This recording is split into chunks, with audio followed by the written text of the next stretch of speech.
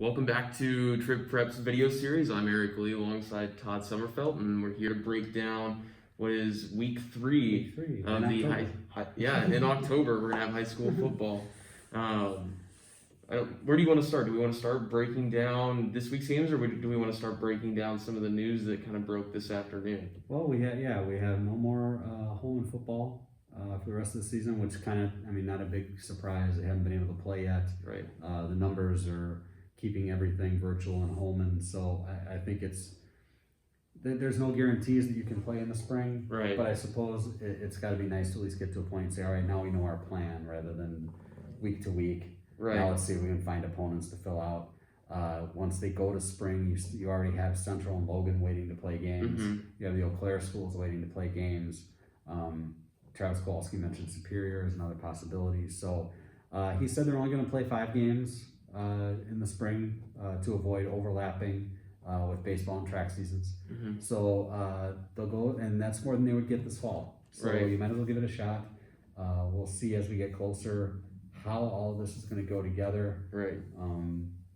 It's not great field conditions in the spring, weather-wise, so we'll see kind of how the turf fields in the area get used, and because we'll have to maximize those. And I'm sure all the schools that own them are ready for that. Yeah, it definitely seems like the lesser of two evils at this point in the year. Yeah, and one bad thing, if you're Holman, you're missing out on that Alaska game. Yeah, that's kind of a killer. And if you're on Alaska, you really want to play Holman this year. It's such a really good rivalry that's gone back for quite a while. So you're not going to get that. But if you're Holman, you want to play some football. So hopefully they'll be able to do that with some other teams in the area in the spring. Right. But this week we've got 7 area games if you count Caledonia on Saturday night. Have to count Caledonia. West Salem at Onalaska tomorrow night. I'll be at that. You will be at Luther at DeSoto. Yes, going to the pit. Other matchups: Millman at Alita Strum, Reedsburg at Toma. Toma trying.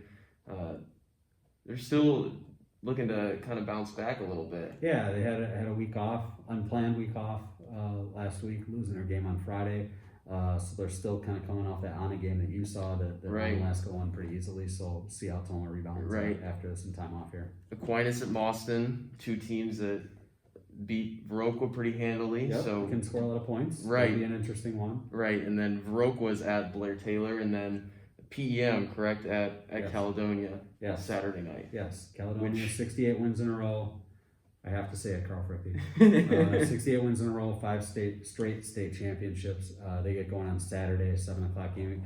And a game against PEM, which is cool because they've had a good rivalry and played some good games over the years and haven't been on each other's schedule for a while since they went to district football. Right. So it'll be cool to see them play each other again. Yeah, is there any matchup that you're looking forward to or most curious about this week? I suppose I want to see what West Salem has. Right. It's the first game of the season. Onalaska's played twice, so you kind of have to give Onalaska an advantage going into it. They at least know a little more about their team and what they can do in certain situations. West Salem trying to get, they didn't win a game last year, and they really want to get out there and try and turn that around, I think. And that doesn't happen in West Salem. They've been such a good football program for so long. Mm-hmm. You have this anomaly of a season where they don't win a game, and now they're having trouble getting out on the field to end that. So it'll be interesting to see how they can hold up against a team that's played a couple of games so far. DeSoto, another team, hasn't played yet. Right. So, and doesn't have many kids. So, and Onalaska Luther has been at both ends of the spectrum for the first 2 weeks. So it'll be interesting to see what those teams can do. I knew Ev Wick said his JV team played an 8-man game against Key this week and won pretty handily, and they don't play 8-man football in DeSoto. Right. That's going to be their future. Mm-hmm. But right now they don't do it. So obviously they picked up on some things for that. So we'll see how that translates against Luther.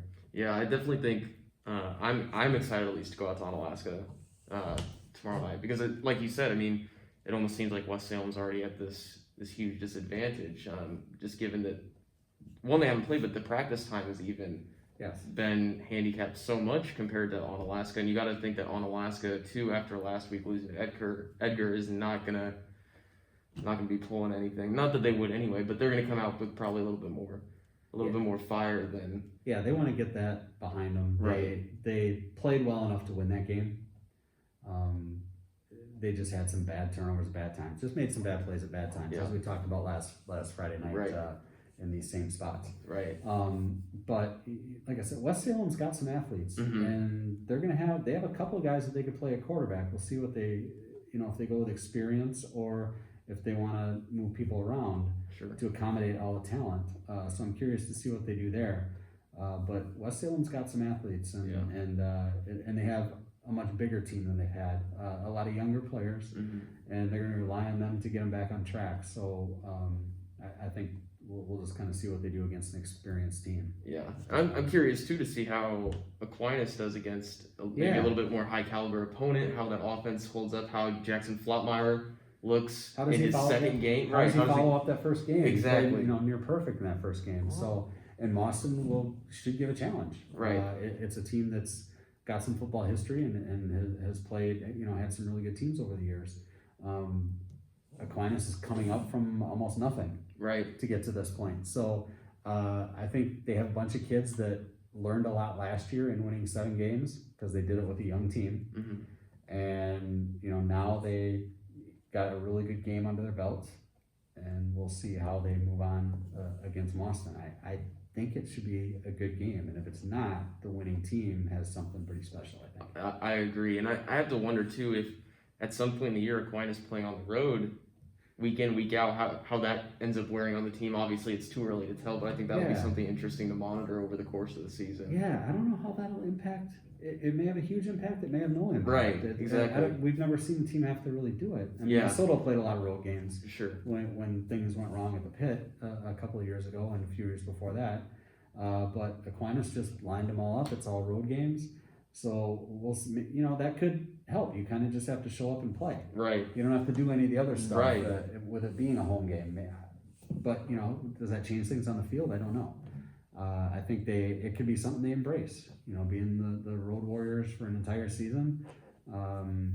This really seems like something Tom Lee would pitch to his team. I would think so. Why not? It's not something to hang your head about. That's just reality. No, You can't play games at UWL.